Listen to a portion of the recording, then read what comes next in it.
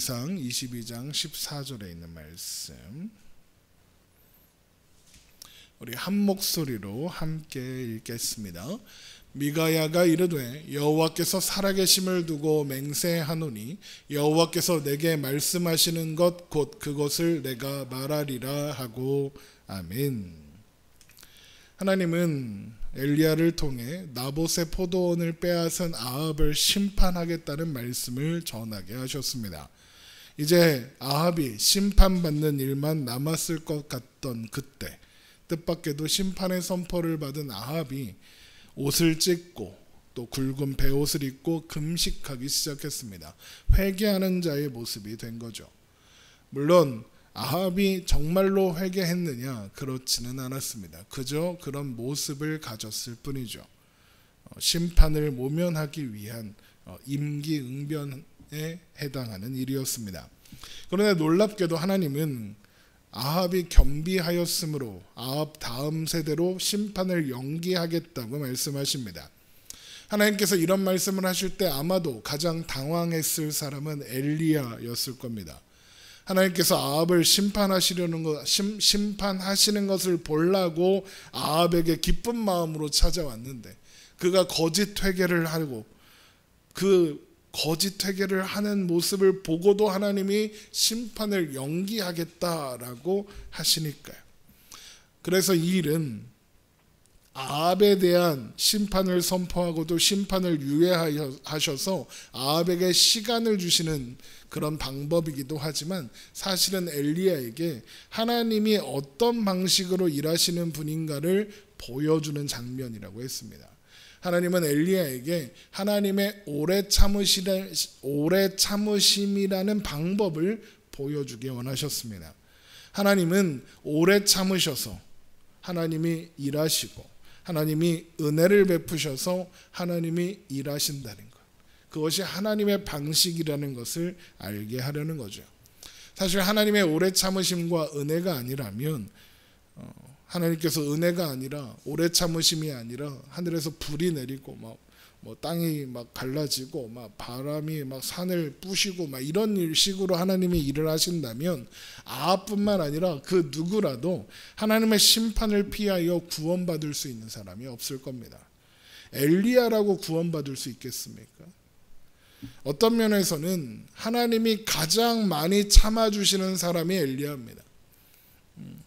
엘리야가 위대한 선지자인가요? 그렇지 않다고 누누이 말씀드립니다. 그런 갈멜산 사건 같은 하나님이 명령하지 않으신 일을 제멋대로 했고, 하나님께서 일하시는 방식에 이 일을 문제를 제기하고 하나님이 명령하신 일을 거절한 사람입니다.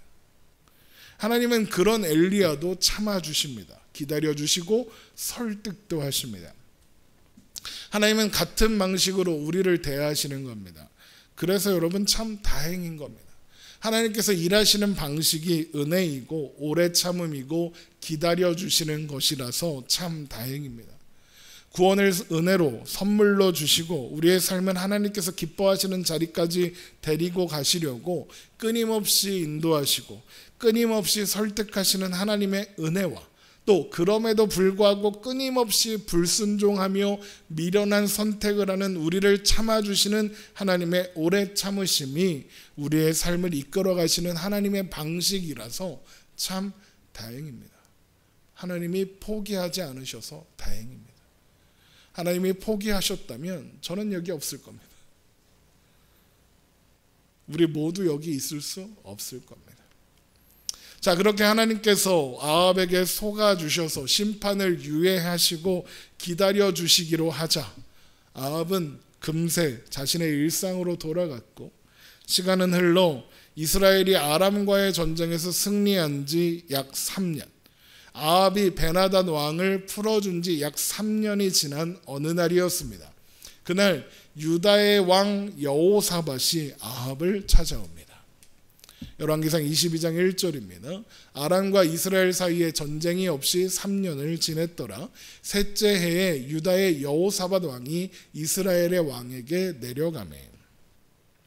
이스라엘은 남유다와 북이스라엘로 쪼개진 뒤에 늘 싸웠습니다. 늘 전쟁해 왔습니다. 그래서 그 말씀을 보면 르호보암과 여로보암 시대에 계속 전쟁이 있었더라, 이런 식으로 말씀이 기록되어 있죠. 르호보암과 여로보암, 그때 시작된 전쟁은 대를 이어서 이어졌고, 바하사가 북이스라엘에서 반란을 일으켜 왕이 된 이후에도 계속되었습니다. 그런데 북이스라엘에는 계속되는 반란이 있었고 여러 번 왕이 바뀌게 됩니다. 그리고 또 내전까지 겪게 되죠. 오므리 시대, 아합의 아버지 오므리 시대에서는 다른 한편과 반으로 쪼개져서 싸우는 일도 있었습니다. 그러다가 오므리가 전권을 잡게 되었죠. 자, 이런 상황에서 계속 자기들끼리 싸우느냐고 남유다와 싸울 여력은 없었을 것이고, 또 이제 내전을 평정했다고 해서 남유다랑 싸울 수가 없는 겁니다. 지금 내정을 북이스라엘의 민심을 달래고 또 이 내정을, 정치를 안정시키는 것이 오므리 왕에게 가장 중요한 일이었습니다. 그래서 남유다와의 그 갈등과 또 그 영토 분쟁은 잠시 유예가 되는 겁니다. 그래서 성경학자들은 아마도 오므리가 왕이 되고 나서 공식적인 화친, 어떤 평화협정 같은 것을 맺었을 것이다 라고 추측을 합니다. 그리고 아합의 시대에서는 이 관계가 한층 발전하여서 동맹관계가 됩니다. 그리고 그 시대에 동맹을 맺는 가장 확실한 방법은 결혼하는 겁니다.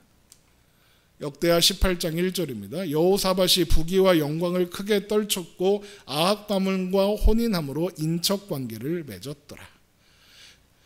아합 가문의 공주와 결혼한 유다의 왕이 오늘 말씀에 나오는 여호사밧인 겁니다. 그러면 이 혼인 동맹이 시작되고 나서 두 나라 간에는 계속 왕래가 있어 왔겠죠. 이번 여호사밧의 방문도 그런 일환이었을 겁니다. 자, 그런데 아합은 이런 여호사밧의 방문을 계기로 삼아 한 가지 자신의 수건을 이루고자 합니다. 그게 뭐냐? 베나닷이 돌려주기로 하고 안 돌려주고 있는 그 땅을 돌려받아야 한다라는 문제였습니다. 열왕기상 22장 3절, 이스라엘 왕이 그의 신하들에게 이르되 길르앗 라못은 본래 우리의 것인 줄 너희가 알지 못하느냐? 우리가 어찌 아람의 왕의 손에서 도로 찾지 아니하고 잠잠히 있으리요 하고, 아람과의 전쟁에서 승리한 아합은 빼앗겼던 북이스라엘의 성들을 돌려받기로 약속하고 베나닷을 풀어줬습니다.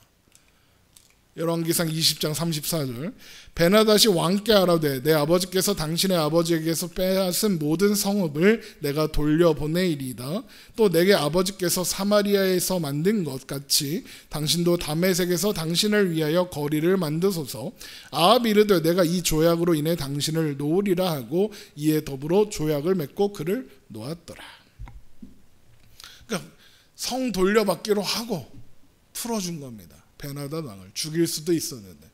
자, 그러면 베나닷 왕은 돌아가자마자 이제 성 정리해서 성을 돌려줘야 하지 않겠습니까? 그런데 3년 동안 돌려주지 않고 있는 겁니다. 자, 그러면 베나닷은 왜 그 성들을 돌려주지 않을까요? 간단합니다. 돌려주기 싫으니까요. 돌려주지 않는다고 쟤네들이 우리를 공격해올 거라고 생각하지 않고, 공격해오면 내가 이긴다고 생각하기 때문에. 베나닷은 아람이 이스라엘보다 약한 나라라고 생각하지 않습니다. 그러니까 지금 형국으로 보면 남한이 중국한테 저쪽 그 간도 땅 내놔 이러는 거랑 똑같은 겁니다. 그거 내놓으라고 하면 중국이 주겠습니까? 그냥 안 주는 겁니다. 지금 그 동쪽의 작은 섬 독도 가지고도 우리가 일본하고 싸우잖아요. 우리 땅이 명백한데 자꾸 일본이 내놓으라 그러잖아요. 그러는 거랑 비슷한 겁니다. 지금. 그러니까 강대국이 약한 나라한테 그걸 돌려줄 이유가 없는 겁니다. 베나닷은 분명히 전쟁에서 졌지만, 2번이나 졌지만 실력 때문에, 군사력이나 무기나 전략 때문에 진 게 아니라 이스라엘의 신인 여호와 때문에 졌다, 이렇게 생각하고 있습니다. 그러니까 억울한 겁니다. 여호와만 빠지고 실력으로 붙으면 내가 무조건 이기는데 여호와 이놈 때문에 내가 졌다 이겁니다. 여호와만 빠지면 북이스라엘은 한 주먹거리도 안 됩니다. 실제로 아람의 다음에 이어서 그 만들어진 제국인 아수르의 북이스라엘이 멸망합니다.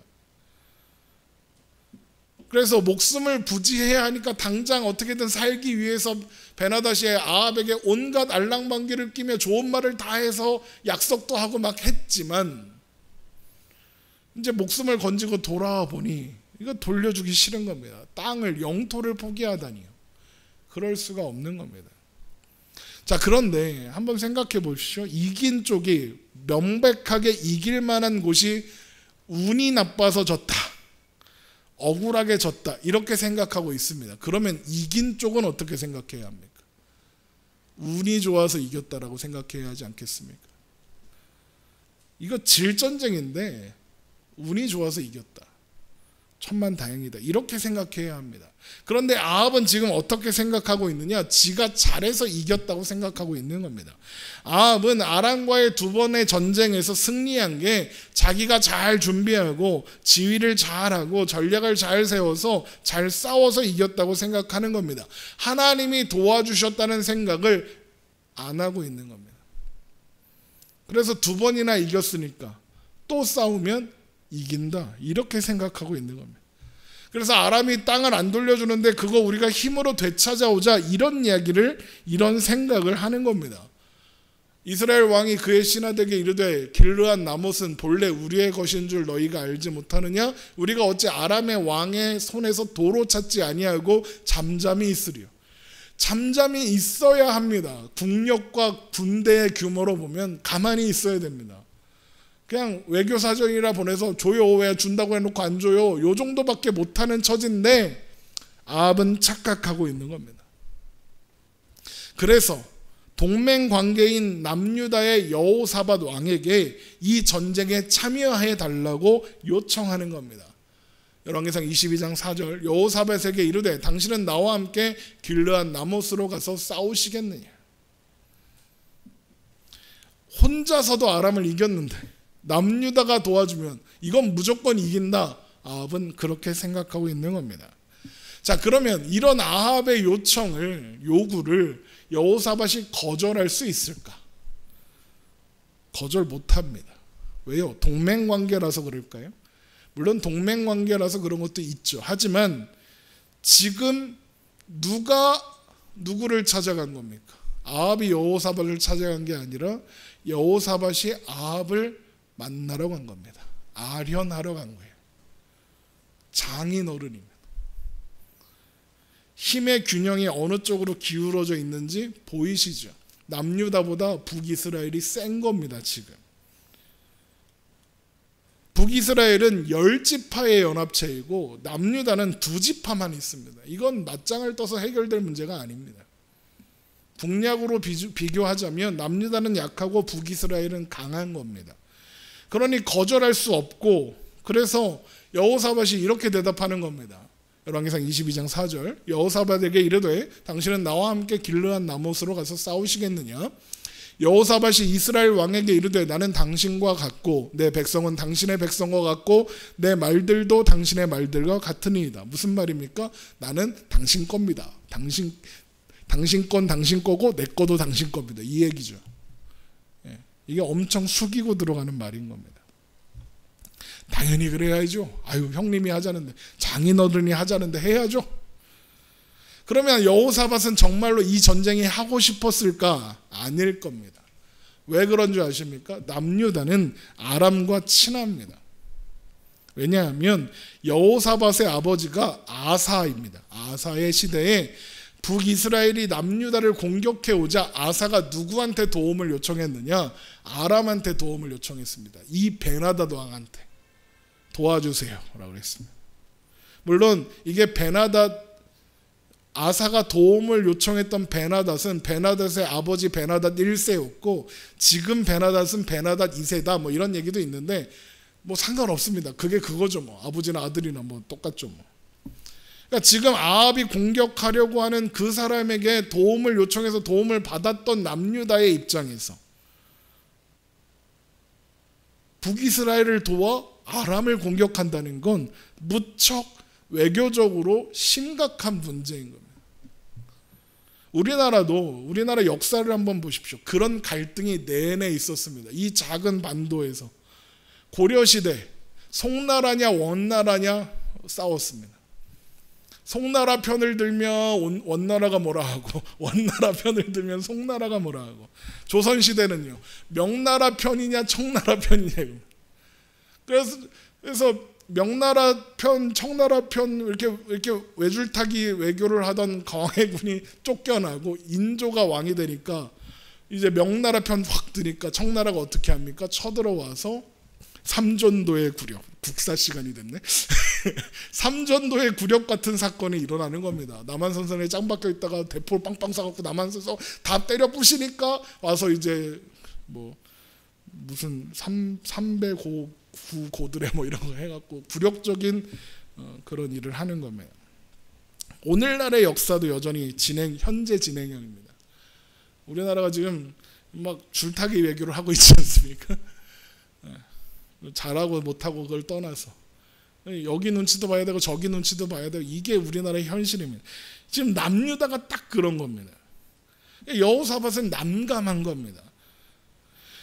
여호사밧은 지금 아합의 기분도 상하게 하면 안 되고 또 아람과도 싸우면 안 됩니다.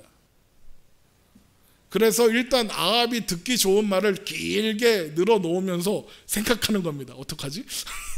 이 위기를 어떻게 넘기지? 고민하는 겁니다. 그러다가 그 고민의 결과가 뭐냐? 하나님이 지혜를 주셨다고 할 수도 있고, 그때 생각나는 게, 어려울 때 생각나는 건 하나님밖에 없지, 이렇게 말할 수도 있습니다. 열왕기상 25장 22장 5절 하나님이 생각납니다. 여호사밧이 또 이스라엘의 왕에게 이르되 청하건대 먼저 여호와의 말씀이 어떠하신지 물어보소서. 여호사밧이 엄청 좋은 방법을 생각해낸 겁니다. 하나님께 물어보죠. 아합도 이거라면 거절하지 못할 거라고 생각하는 겁니다.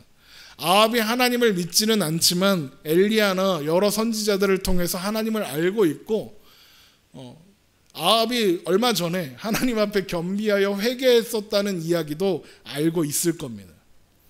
물론 여호사밧은 하나님 보시기에 정직하게 행했고 그 마음이 일평생 여호와 앞에 온전했다라는 평가를 받는 아사의 아들입니다. 그리고 이 여호사밧도 비슷한 평가를 받습니다. 열왕기상 22장 43절 여호사밧이 그의 아버지 아사의 모든 길로 행하며 돌이키지 아니하고 여호와 앞에서 정직히 행하였으나 산당은 패하지 아니하였으므로 백성이 아직도 산당에서 제사를 드리며 분향하였더라. 자, 그런데 우리가 아사의 이야기를 살펴볼 때 확인했었던 것처럼 아사는 진짜로 하나님 앞에 온전한 사람은 아니었습니다. 불완전한 사람이었습니다. 열왕기상 15장의 말씀을 다시 한번 읽어보십시오. 그때도 제가 말씀드린 것처럼 아사는 하나님의 은혜를 입은 사람일 뿐 평생 동안 하나님 앞에 온전한 삶을 살았던 완벽한 왕은 아닙니다. 그 증거가 뭐냐? 북이스라엘이 남유다를 공격해 왔을 때 아사가 누구한테 도움을 요청했다고요? 아람한테 도움을 요청했다고요. 하나님이 아니라. 그 도움을 요청하기 위해서 제일 먼저 턴 곳간이 성전의 곳간이었습니다. 부족한 사람이에요. 여호사밧은 뭐 다르겠습니까? 똑같습니다. 여호사밧이 이런 평가를 받는다는 건 하나님께서 그에게 은혜를 베푸셔서 그를 인도하셨다는 뜻이지 그가 완전한 사람이라는 뜻은 아닙니다. 제가 언제나 말씀드리지만 성경에 등장하는 사람 중에 완전한 사람은 아무도 없습니다. 아무도 없습니다. 하나님께서 그렇다고 인정해 주실 뿐입니다. 하나님께서 아브라함을 의롭다 하시지만 아브라함이 의롭기 때문에 의롭다 하시는 게 아닙니다. 성경에서 우리가 발견해야 하는 것은 어떤 인물을 다루시는 하나님의 손길, 하나님의 은혜와 경륜과 섭리지 그 사람이 얼마나 훌륭하냐, 그러니까 우리도 이 사람처럼 되자, 이게 아니라는 걸 여러분 잊으시면 안 됩니다. 그러니까 여호사밧도 지금 완전한 사람이 아니라서 외교적으로 아주 난감한 상황에서 하나님이라는 아주 좋은 핑계거리가 생각나는 겁니다. 이걸 은혜로 포장하면 하나님께서 지혜를 주신 거죠. 게다가 북이스라엘에는 엘리야라는 선지자가 있다는 걸 여호사밧은 알고 있었을 겁니다. 얼마나 좋습니까? 엘리야는 아합에게 호의적인 사람이 아니고 분명히 그에게 물어보면 하지 말아라. 너 가면 죽는다. 그럴 것 같은 거예요. 자, 여호사밧이 하나님께 물어보자 그러면 이제 아합은 어떻게 합니까? 그럽시다 해야 합니다. 이걸 싫다 할 명분이 없죠. 그래서 어떻게 하냐? 400명의 선지자를 모읍니다. 열왕기상 22장 6절. 이스라엘 왕이 이에 선지자 400명쯤을 모으고 그들에게 이르되 내가 길르앗 라못에 가서 싸우랴 말랴. 그들이 이르되 올라가소서 주께서 그 성읍을 왕의 손에 넘기시리이다. 여러분, 오해하지 마셔야 하는 것이 성경에 선지자라고 나온다고 해서 다 하나님의 선지자인 것은 아니라는 겁니다. 아합이 부른 선지자가 곰교롭게도 400명입니다. 엘리야가 갈멜산으로 불렀으나 오지 않았던 아세라 선지자들이 400명이었습니다. 그래서 성경학자들은 여기 모인 400명의 선지자들이 아마도 아세라 선지자들이었을 것이다 라고 추측합니다. 그럴듯한 것 같습니다. 물론 아합이 얘네들 불러다 놓고 여호사밧한테 얘네들 아세라 선지자인데 물어보자 이러진 않았을 겁니다. 왜요? 여호사밧이 여호와의 선지자에게 물어보자고 했으니까, 여호와께 물어보자고 했으니까요. 얘네들 하나님의 선지자야 라고 뻥을 쳤겠죠. 하지만 아합은 하나님께 물어보고 싶지 않습니다. 왜요? 하나님의 말씀을 전하는 선지자들 중에 아합한테 좋은 말을 해준 사람이 없습니다. 하나님께 묻고 싶은 생각이 없습니다. 대신 내가 물어보면 언제나 아유 왕이 최고입니다. 왕의 뜻대로 하옵소서 하는 선지자들, 우상의 선지자들에게 좋은 이야기를 듣고 싶습니다. 그래서 400명을 다 부르는 거예요. 숫자로 여호사밧의 요구를 무마해 보려는 거죠. 그런데 여호사밧은 그들이 하나님의 선지자가 아니라는 건 금방 눈치챕니다. 옷이 달랐을까요? 아마도 옷은 가짜로 입혔을 거예요. 선지자들처럼, 여호와의 선지자들처럼. 하지만 그렇게 했어도 금방 눈치챘을 겁니다. 여호사밧이 완전한 사람은 아니어도 하나님을 경외하는 사람이고 하나님 앞에서 성전에서 매일 제사 드리고 선지자들이 사용하는 말이나 언어에 익숙했을 겁니다. 아무리 그럴듯하게 연기해도 그런 어떤 이 문화와 또 종교에 따라 나오는 그 어색함이 있습니다. 저희 교회도 이게 신천지나 뭐 하나님의 교회나 뭐 또 다락방 이런 이단들에서 종종 찾아옵니다. 어떨 때는 매주 찾아옵니다. 그러면 제가 이제 평일에는 문을 잠그고 있어요. 애들이 올 때가 아니면. CCTV로 보고 있다가 누가 이렇게 문을 두들기면 나와서 문을 열어주는데 다들 어떻게 얘기하느냐? 교회를 단일 교회, 이사를 와서 단일 교회를 알아본다고 이렇게 들어와요. 그러면 이제 커피 한 잔을 주면서 이야기를 하죠. 그런데 들어오는 순간 티가 납니다. 아, 이건 신천지구나. 아, 이건 하나님의 교회구나. 아, 이건 다락방이구나. 네, 다락방 애들은 정장을 입고요. 하나님의 교회는 아줌마들이 오고요. 신천지들은 뭔가 허름하고 이래 보이는 아저씨가 옵니다. 아줌마가 올 때도 있고. 어쨌든 겉으로 보면 압니다. 티가 납니다. 그런데 가끔 긴가민가 할 때도 있어요. 그런데 그럴 때는 커피 한잔 하면서 몇 마디 나눠보면 금방 압니다. 사용하는 어휘가 달라요. 사용하는 언어 표현이 달라요. 우리가 알고 있는 단어지만 우리가 잘 사용하지 않는 말들을 걔네가 사용해요. 금방 눈치채요. 여호사밧도 금방 눈치챘을 거예요. 한나라의 왕이면 그 정도 눈치는 있어야죠. 눈치가 바가지면 안 되죠. 그래서 여호사밧이 얘네들 말고 다른 선지자 없어요? 찾는 겁니다. 열왕기상 22장 7절. 여호사밧이 이르되 이에 우리가 물을 만한 여호와의 선지자가 여기 있지 아니하니까. 이게 무슨 말입니까? 물을 만한 여호와의 선지자가 여기 있잖아요 라는 거죠.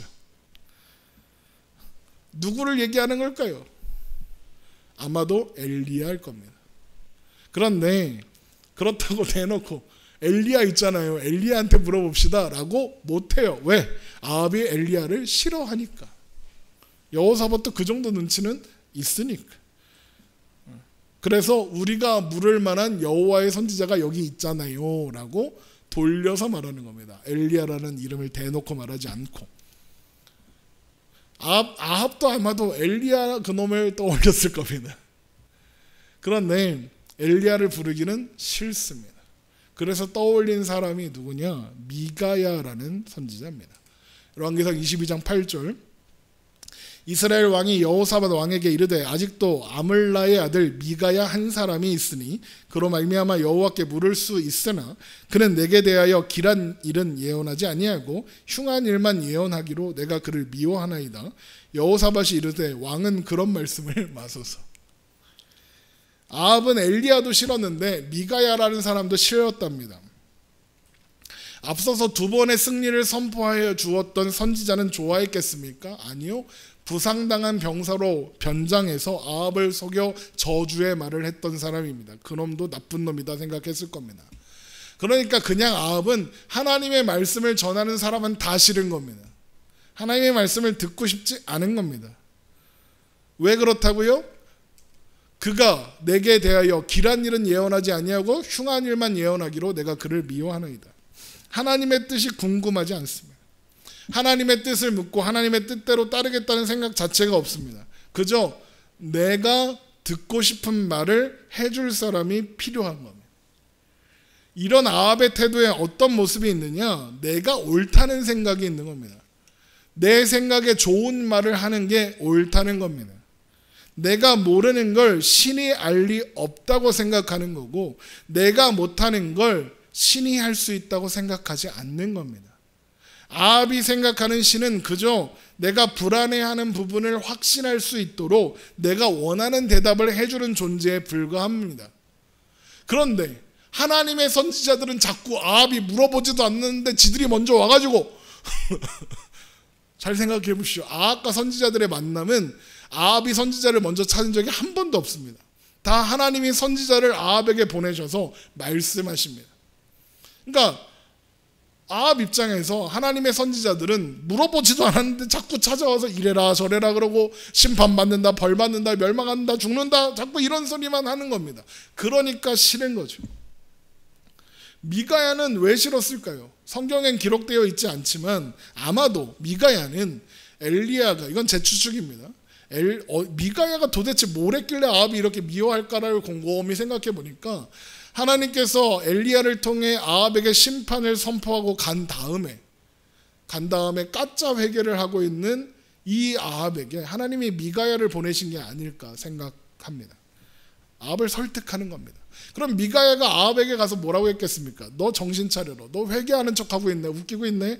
정신 차려라. 하나님이 속지 않으신다. 너 똑바로 해라. 돌이켜라. 정신을 차려라. 너의 속에 회개하는 겉모습을 너의 속과 일치시켜라. 이런 말을 했겠죠. 그러니까 듣기 싫죠. 자, 그런데 하나님의 심판이 금방 있을 것 같은데 시간이 흐릅니다. 시간이 흐르고 아무 일도 일어나지 않습니다.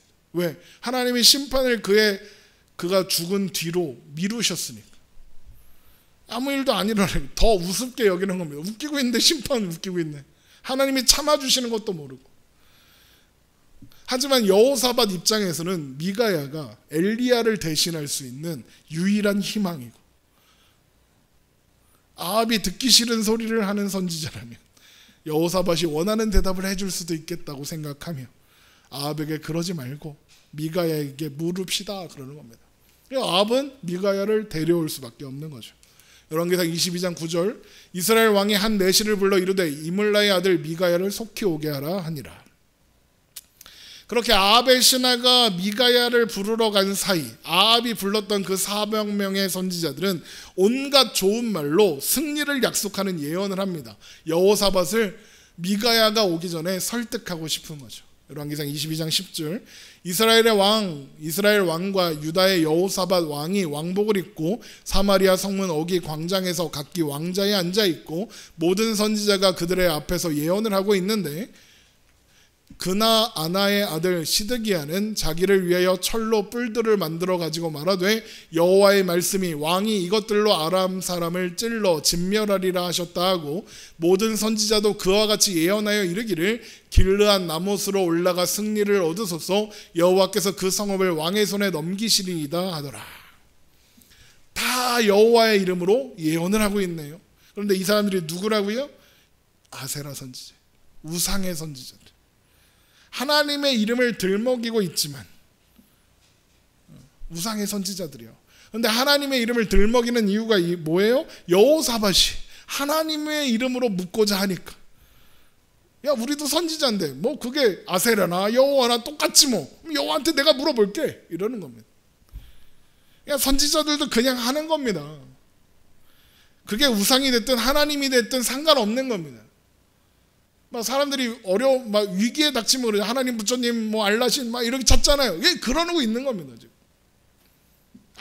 신이 어떤 생각을 하는지, 하나님이 어떤 생각을 하는지 상관없는 겁니다. 왕이 기뻐하면 되는 겁니다. 이 선지자들은요. 아합이 그렇게 하라고 시켰겠죠 또.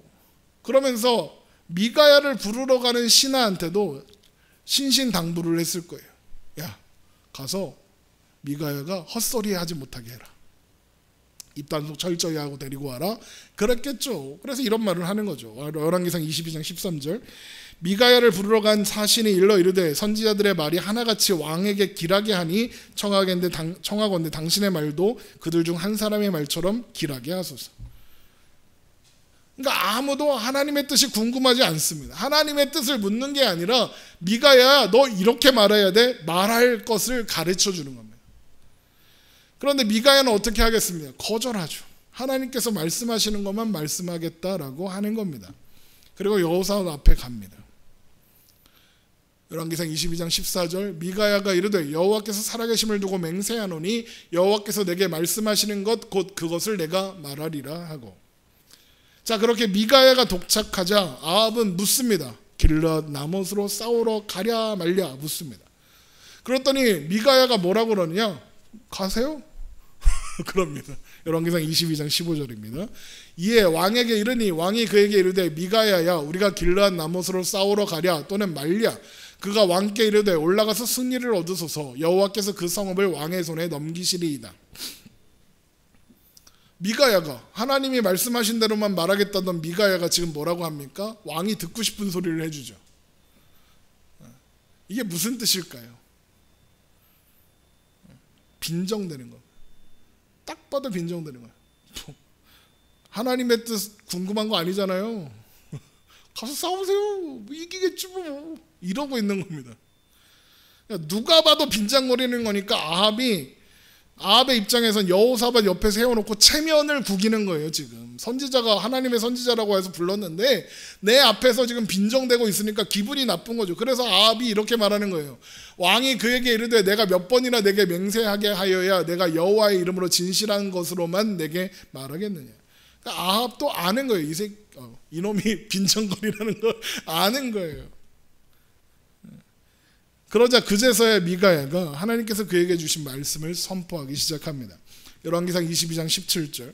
그가 이르되 내가 보니 온 이스라엘이 목자 없는 양같이 산에 흩어졌는데 여호와의 말씀이 이 무리에게 주인이 없으니 각각 평안히 자기의 집으로 돌아갈 것이니라 하셨나이다. 이스라엘의 주인이 없어진다. 무슨 뜻입니까? 왕이 죽는다. 백성들이 돌아간다. 전쟁에서 진다. 이런 얘기입니다. 아합이 죽어 사라지는 것으로 전쟁이 끝난다 이거죠. 그래서 아합이 이 말을 듣자마자 여호사밧한테 승질을 내는 겁니다. 내가 뭐라고 그랬냐? 미가야 말 듣기 싫다 그랬지. 열왕기상 22장 18절. 이스라엘 왕이 여호사밧 왕에게 이르되 저 사람이 내게 대하여 길한 것을 예언하지 아니하고 흉한 것을 예언하겠다고 당신에게 말씀하지 아니하였나이까. 하지만 미가야는 그냥 듣는 척도 안 하고 계속 말합니다. 열왕기상 22장 19절. 미가야가 이르되 그런즉 왕은 여호와의 말씀을 들으소서. 내가 보니 여호와께서 그의 보좌에 앉으셨고 하늘의 만군이 그의 좌우편에 모시고 섰는데 여호와께서 말씀하시기를 누가 아합을 꾀어 그를 길르한 나못에 올라가서 죽게 할고 하시니 하나는 이렇게 하겠다 하고 또 하나는 저렇게 하겠다 하였는데 한 영이 나와 여호와 앞에 서서 말하되 내가 그를 꾀겠나이다. 여호와께서 그에게 이르시되 어떻게 하겠느냐. 이르되 내가 나가서 거짓말하는 영이 되어 그의 모든 선지자들의 입에 있겠나이다. 여호와께서 이르시되 너는 꾀겠고 또 이루리라. 나가서 그리하라 하셨은즉 이제 여호와께서 거짓말하는 영을 왕의 이 모든 선지자의 입에 넣으셨고 또 여호와께서 왕에 대하여 화를 말씀하셨나이다. 하나님이 거짓말하는 영을 보내셨다. 이 말에서 두 가지를 알 수 있는데 첫 번째는 거짓말하는 영은 사탄이거든요. 그러니까 사탄도 하나님의 휘하에 있는 존재에 불과하다는 걸 보여주는 거고, 근데 그것보다 중요한 건 여기서 우리가 알아야 하는 건 그렇다고 해서 하나님이 일부러 거짓말하는 영을 선지자에게 부어주셔서 거짓말하는 게 아니라는 거예요. 그런 의미가 아니에요. 하나님은 거짓말하지 않으세요. 허투루 말씀하시거나 말씀하신 것을 후회하고 번복하는 분이 아니시거든요. 민수기 23장 19절 하나님은 사람이 아니시니 거짓말을 하지 않으시고 인생이 아니시니 후회가 없으시도다. 어찌 그 말씀하신 바를 행하지 않으시며 하신 말씀을 실행하지 않으시려. 실제로 선지자들을 부른 거 그리고 그들에게 듣기 좋은 소리를 하도록 요구한 건 또 여호와의 이름으로 예언하게 한 것 하나님이 아니라 아합입니다. 셀프로 거짓말을 하게 한 거죠. 그럼 하나님께서 이런 말씀을 하시는 이유가 무엇이겠습니까? 지금 아합은 스스로를 속이고 있다, 이 이야기를 하는 겁니다. 아합에게 예언을 하는 선지자들 다 거짓말쟁이다 라는 경고이죠. 그리고 그 말을 듣는 건 하나님의 심판을 향해 스스로 걸어가는 것과 같다 경고하는 겁니다. 가지 말라는 거죠.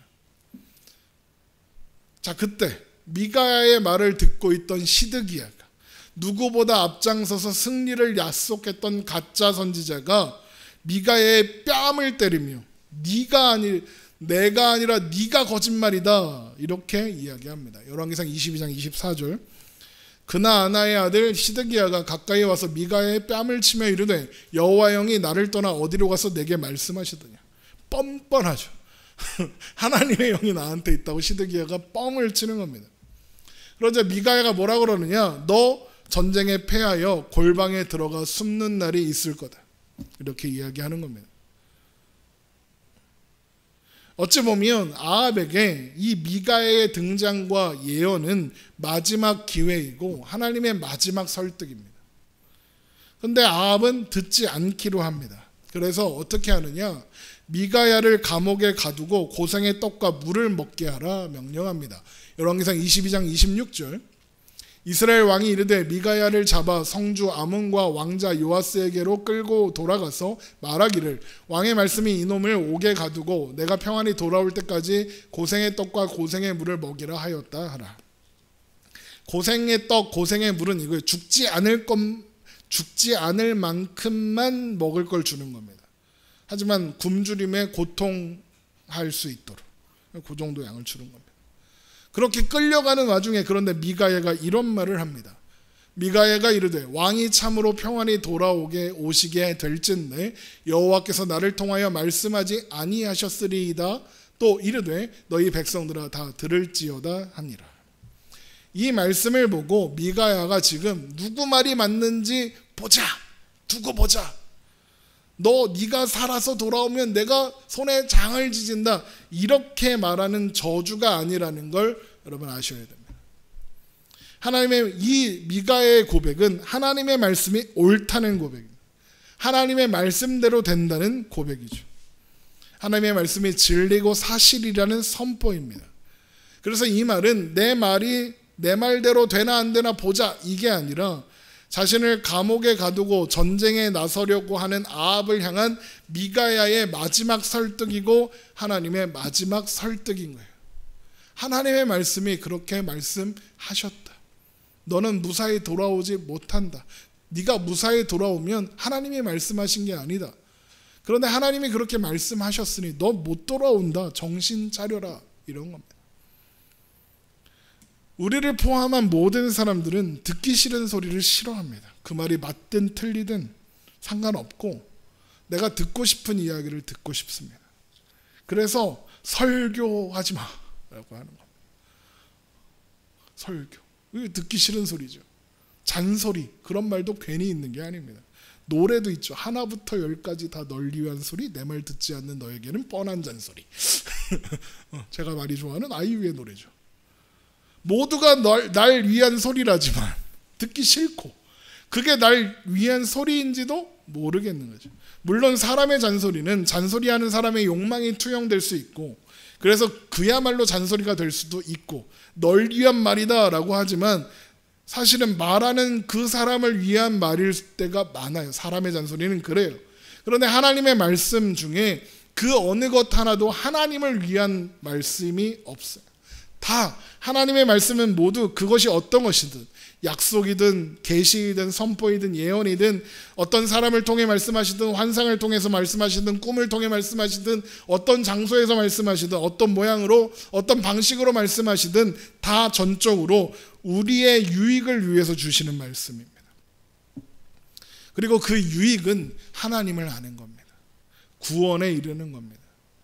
우리는 성경을 통해서 하나님을 배우고 그리스도 예수 안에 있는 믿음으로 죄에서 벗어나 구원에 이르는 방법을 배우고 듣는 겁니다.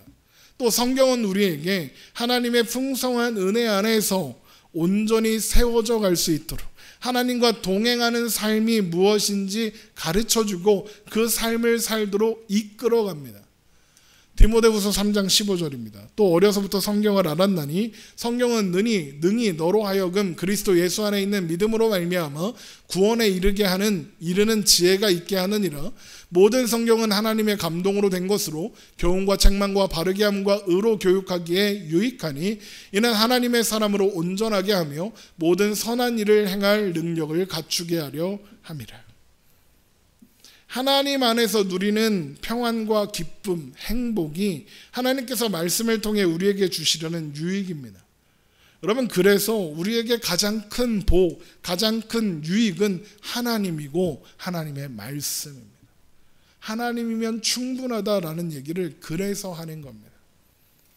그런데 사람들이 하나님께 기대하는 건 하나님이 아닙니다. 세상에서 성공하는 거죠. 부를 이루고 영향력을 확장하는 겁니다. 아합이 추구했던 목적과 정확히 같습니다. 아합은 그것을 위해서 거짓 선지자들에게 하나님의 이름으로 거짓말을 하도록 요구하기까지 했습니다. 그런데 문제는 오늘날에도 교회가 그런 거짓말을 한다는 겁니다. 예수를 믿으면, 교회를 다니면, 11조를 하면, 봉사를 하면, 목사한테 잘하면, 목사한테 옷 사주고 차 사주고 집 사주면 그러면 하나님이 물질의 복을 주신다. 해봐라. 성공하게 해주신다. 해봐라. 진학, 취업, 승진 다 하게 해주신다. 믿음으로 구해라. 그러면 하나님이 다 이루어 주신다. 이사 가고 싶냐? 11조 해라. 아파트 값이 오르고 싶냐? 10에 2조를 해라. 제가 실제로 들은 설교에서 나온 내용입니다. 우리를 향한 하나님의 뜻과 계획에는 관심이 없고 세상에서의 탐심을 이루는 것에만 관심이 있는 겁니다. 하나님이 우리 아파트값 오르는 거에 관심이 있으시겠습니까?